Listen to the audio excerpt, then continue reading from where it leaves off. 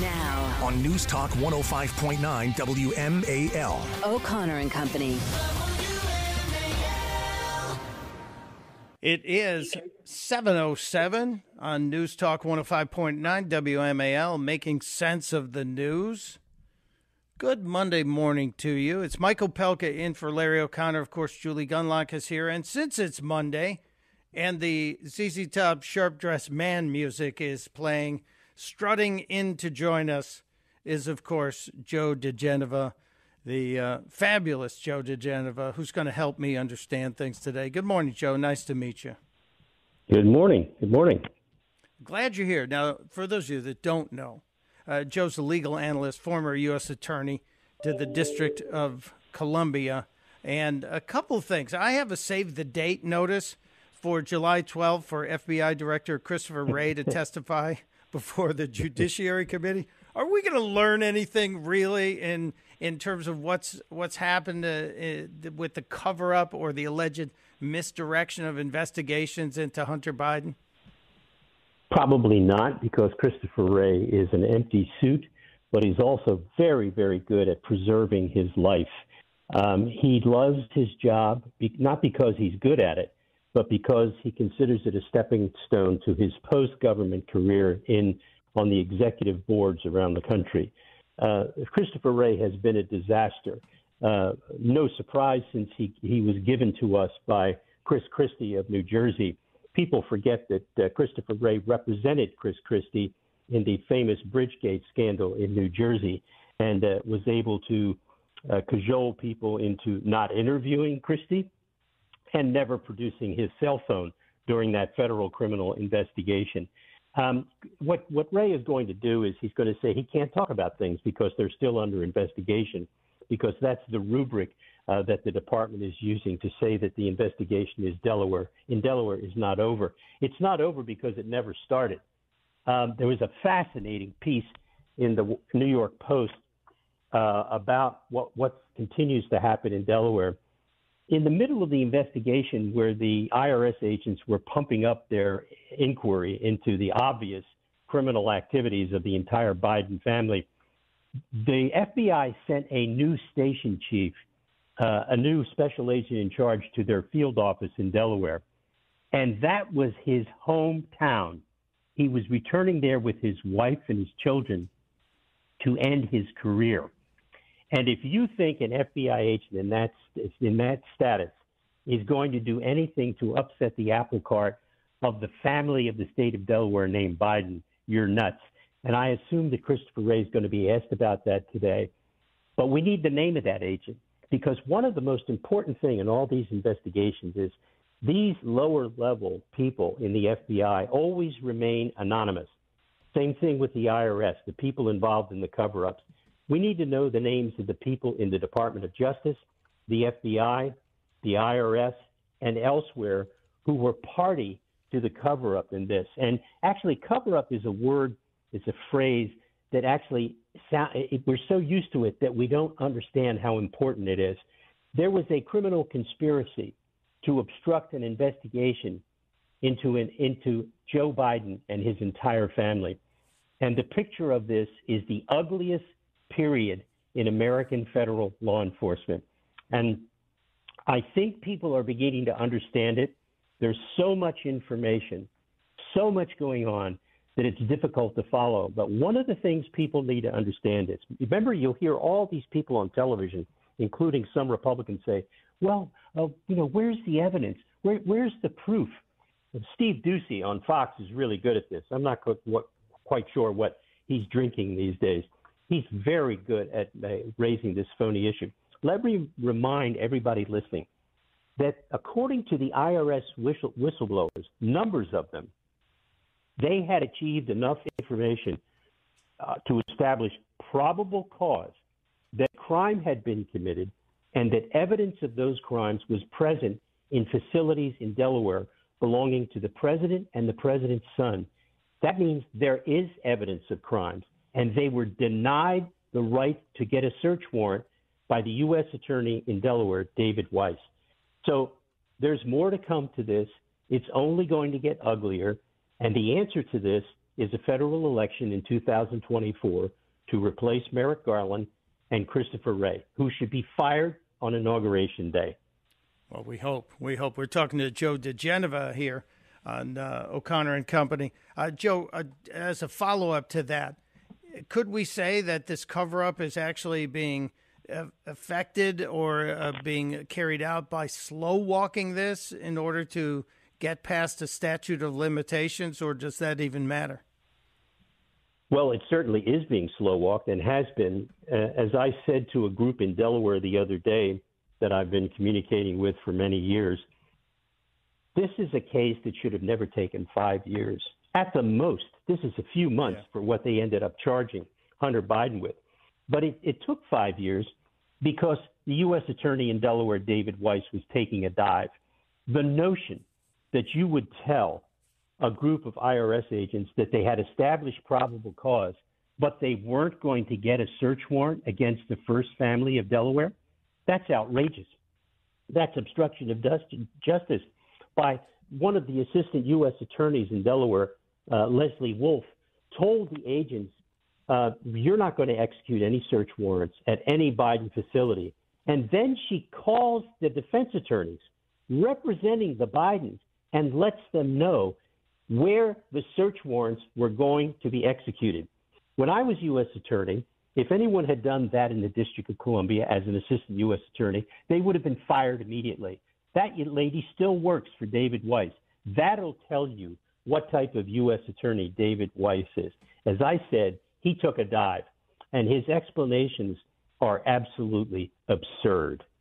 I got to take a break here in just a second, but I want to ask you one quick additional follow-up on this.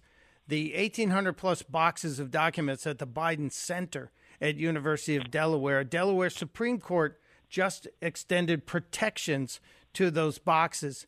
Is there still time for us to pursue that further? Would a higher court, maybe a federal court, or the Supreme Court get us access to those documents? A search warrant would get you access. Nothing that the Delaware courts or Supreme Courts does immunizes those documents from a search warrant. That's a civil matter about whether or not people outside of government can have access to those documents under Freedom of Information statutes in Delaware. A federal criminal warrant gets access to those documents, just like the ones at Mar-a-Lago, by automatically. This is nonsensical.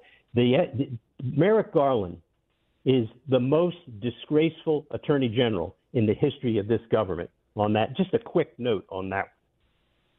Thank you. We have to dive deeper. Joe, can you hang out with us? Can you stick around another segment here? Delighted to. Okay, good. It is 15 minutes after the hour. 7:16 on Washington's Mall, WMAL 105.9. And O'Connor and Company with Mike Opelka sitting in for Larry. Julie Gunlock's here, and so is Joe diGenova. And Julie, you wanted to grill Joe like a cheese sandwich, right? Yeah, Joe, I'm interested if, during the hearing, will we hear about this case of Gal Luft, this American-Israeli professor who's on the, actually, I think he's just Israeli, a professor on the run. Miranda Devine has done incredible work on this, and this is a really creepy story. Do you think that the Republicans will ask about this issue at all? Well, they should, and they should extend the hearings to as many days as necessary to get all the information they need. For example, going back to the earlier question you guys asked, Christopher Wray should be asked about, well, Mr. Director, you were in charge over a period of time when the statute of limitations was allowed to expire on major felonies in the case involving Hunter Biden. What did you do to prevent the expiration of the statute of limitations? The answer is he did nothing. He walked away from it because he's a political animal. He's an empty suit. And by the way, Mr. Wray, did you ever attempt to interview Tony Bobolinsky for the case in Delaware? And if not, why did you not do that?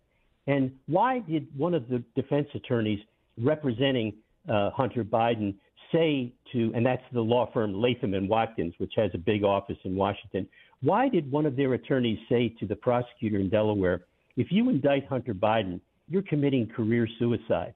Now, if someone had ever said that to me when I was the U.S. Attorney for the District of Columbia back in the Reagan administration, I would have thrown the guy out of my office and I would have said, "You're never coming back in here again. And if you ever say those words again, you'll be arrested for obstructing justice." There is, in fact, an obvious plan underway to surround Hunter Biden with the accoutrements of the White House.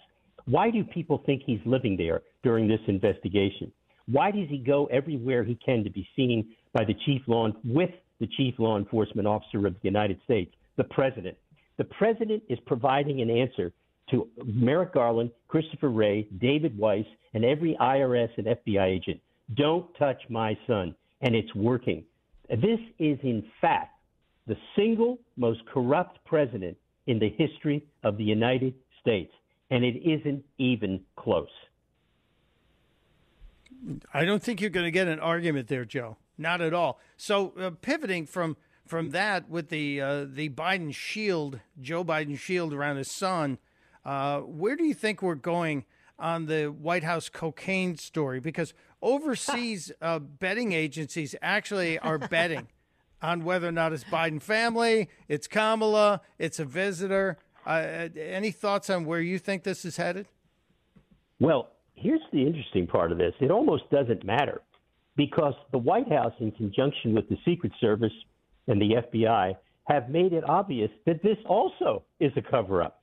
First of all, rudimentary criminal investigation at the White House requires that you take the samples, you get fingerprints right away off the plastic bag. We were told it's a plastic bag. Now, most people who do coke don't put gloves on to do coke. And what we have to find out, were fingerprints taken? Where's the surveillance video from that area? Everybody knows that the surveillance cameras are on 24/7. You can see somebody putting down something on a table. Yeah. You can see somebody taking something out of their purse or their briefcase. You can see everything going on, even in the middle of the night when the place is, shut down for official business, but open 24 hours a day for all kinds of business. So the bottom line is they have already embarrassed themselves with the low quality of the investigation. There should have been an immediate response from the White House, which is the presence of this cocaine on the White House property is unacceptable, and we will get to the bottom of it. They never said that. Why in the world would you not say that as the chief law enforcement officer of the United States? The answer is you don't want to know. He doesn't want to know if it's Hunter. He doesn't want to know if it's a White House staff member. He doesn't want to know if it's a family member. This is the most embarrassing set of stories. This could not have happened at a better time for America to understand just how corrupt and how arrogant and brazen, and the word brazen, I got a new word for the Biden family, the brazen Bidens. It's like the Molly Maguires. These are the brazen Bidens. They're the sequel to the Molly Maguires. I like it, the brazen Bidens. I was just getting used to the Biden crime family, but now the brazen Biden crime family might have a nice ring to it too. Joe, we got about a minute left here on this discussion. Could this possibly, this little baggie of cocaine, could this be the distraction to get everybody pivoting away from the investigation into Hunter and Joe and Jim and all the money they were vacuuming up across Europe and in Eastern Europe? If you know how to do your job on Capitol Hill, this is not a distraction. It's an added target. You don't have to expend great resources on this. You let the government continue to do what it's doing, which is muck it up, screw it up, cover it up. Just let them do what they're doing. It'll just be one more thing added. And then it's your job to publicize it, to hold a hearing. You don't have to stop doing everything else they're doing. They have plenty of committees, plenty of people, plenty of members, plenty of lawyers, plenty of investigators, and then they have to keep this going until 2024 because I'll tell you this, if Biden gets reelected or any Democrat gets reelected, you can kiss this place goodbye. Not going to argue with you. I think this is a critical election, and your input and knowledge is so cherished here, Joe diGenova. Thanks for joining us. We appreciate you. It is 7:23 on News Talk 105.9 WMAL. Now, on News Talk 105.9 WMAL. O'Connor and Company.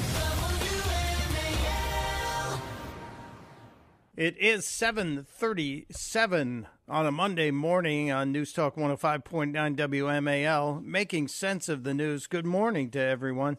It is O'Connor and Company, Mike Opelka. That's me, Mike Opelka, in for Larry. And alongside, of course, Julie Gunlock. We have so much coming up today. In just about a half an hour, Butch Bracknell, lawyer Butch Bracknell, is going to talk about the tragedy of the Lyft driver, Afghan interpreter, who was targeted by the D.C. violence. And then at 8:35, my buddy Gordon Chang. We have some very important things to talk to Gordon Chang about as it relates to China, Janet Yellen, the Asian Peninsula, the whole 9 yards. But right now we have something really vital happening, and that is a cybersecurity threat, but it's against kids. And I have a lot of questions about the cyber world and about the safety of it as well. So returning cybersecurity expert, chief security advisor, just all-around brilliant guy, Morgan Wright, is with us. Hello, Morgan. Welcome to the program. I think you guys have the wrong number. Did you say brilliant guy? I'm sorry. Yeah, I did. I'm only reading your bio. You know, I got all kinds of hype on you. Hey, happy 4th, everybody. Welcome back, and welcome Michael and Julie.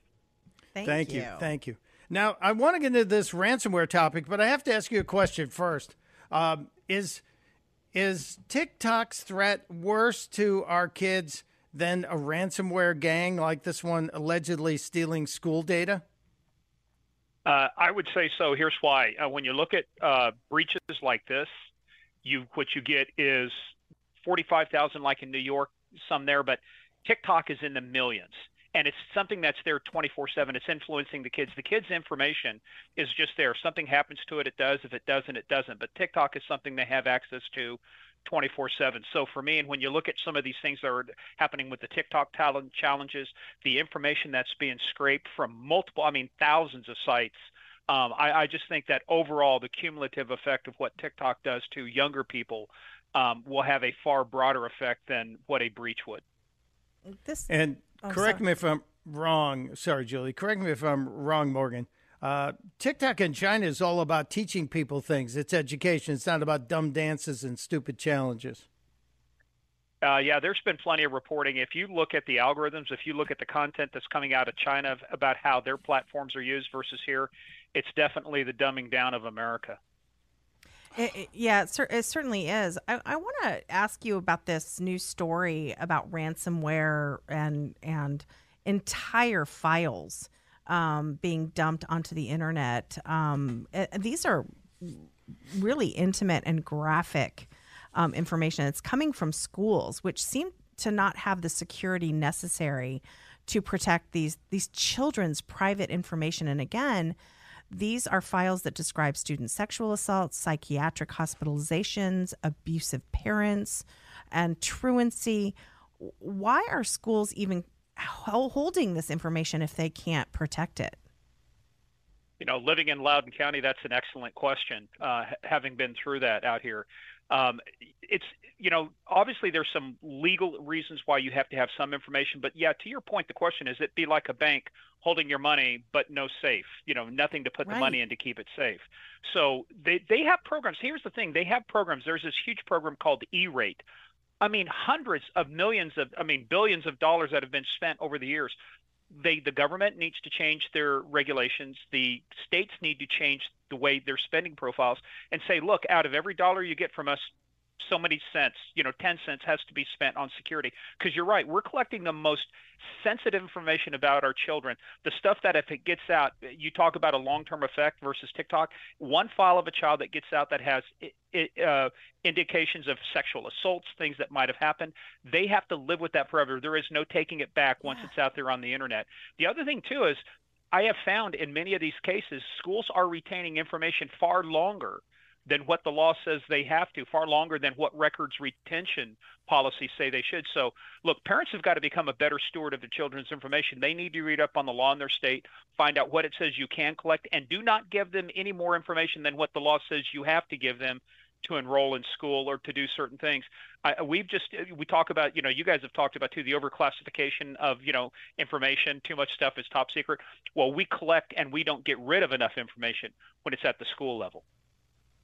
It's frightening to me that the parents just hand the kid the phone or hand the data to the schools, and nobody's allowed to retract it. You're not allowed to pull it back. It kind of, and tell me if there's a parallel here or not. We were talking in the break, Morgan, that if you chose to download Threads, the new program from Mark Zuckerberg and Instagram, there's going to be a Twitter killer, and then you don't want it anymore, you also lose your Instagram. So there's a very one-sided relationship with our data and these providers, and in this case, the schools. But the schools aren't as safe as what we thought would be. Yeah. One of these social media companies. Am I wrong on that? No, you're spot on, and that's why you have to read the policies. It's not in the privacy policy either, Michael. It's in the supplemental privacy policy that you find out. If you want to deactivate it, that's one thing, but if you want to delete it, you lose your Instagram account too. So look, folks, a lot of these laws are written by lawyers, so you have to read into it. But no, you're absolutely right. Look, the way that you would leave a site to say, look, I want to download all my data, I want you to erase it all, I don't want you to hold it anymore.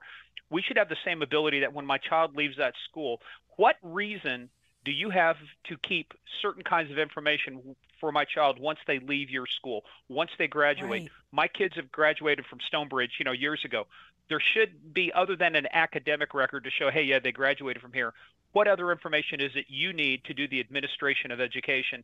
So I think, again, it goes back to the parents got to be better. The state has to be better about enforcing rules. And look, to your point, we spend so much money on schools. The budgets are just the budget out here in Loudoun County is over $1 billion.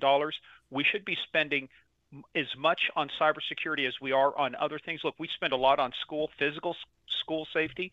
We've got to realize there's two worlds they live in. They live in the physical world and the cyber world. We've got to protect them on both fronts. Both are important and very vital information. Be smart, people. Dig in the details, because that's where the devil lives. Morgan Wright, thank you so much for all your help, sir. We really appreciate it. You bet, Michael and Julie. Good morning. Thank you.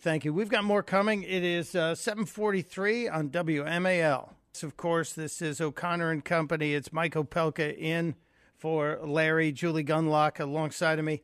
And one of my favorite words in the entire lexicon is the word schadenfreude. Are you familiar with schadenfreude, Julie? Oh, of course. I experience it a lot. Leave it to the Germans to create a great word for the joy we feel, we experience when others step in it. Yes. And the folks at Ben & Jerry's, God bless their socialist hearts, they didn't plan. Somebody didn't do their research. Last week on our Independence Day celebration, we all got incensed when Ben & Jerry's posted on the Twitters and on several places that it's time that we start talking about giving back the land to the people we stole it from. Yeah. And initially we all thought, they're going to pull a Bud Light and they're going to lose a bunch of money. And I first of all said, no, they have the Chick-fil-A protection here. I don't know if you're familiar with the Chick-fil-A protection. See, when the left tried to go after Chick-fil-A, and a lot of folks were asked about it, there was an NFL player, I think he was with the Detroit Lions, who was asked, "Are you going to stop eating Chick-fil-A now?" And he just said, "Nope, chicken too good."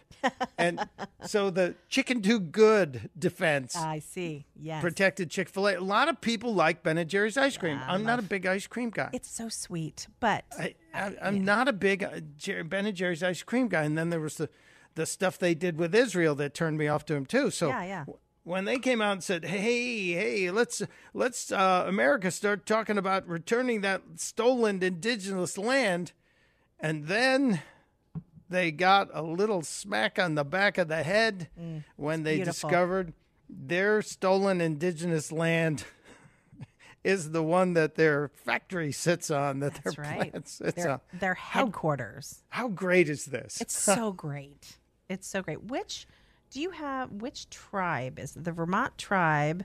I don't have the name. It's not the ones that were on. It's the Mohegan Band of the Cusik Abenaki Nation. Look at you. Good job. Well, thank you. We used to call them the Hekawi tribe because they wandered the hills of the Green Mountains going, "Where the Hekawi? Yeah. Where the Hekawi?" No, the Abenaki Nation is one of 4 tribes that they're recognized in Vermont. And they're saying, you guys really want to make this right? You start. You do it first. This is so delicious. You're right. It's perfect Schadenfreude. I mean, it really is. They're so just full of themselves. And then to be called out like this on their own call to give back the land. I really think they should give this their headquarters to this tribe. This is now what we all want to say is the you first policy. Yeah.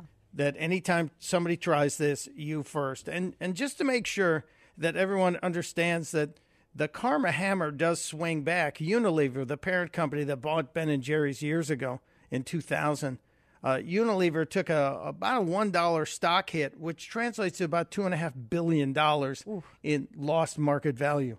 So play stupid games, win stupid prizes, Ben & Jerry's. It's lovely. I'm wondering if Schadenfreude will be a new flavor. It could be. Could be. It could be, and maybe it should be some other ice cream's flavor, just to point to it. It is 7:53 here on O'Connor and Company on WMAL.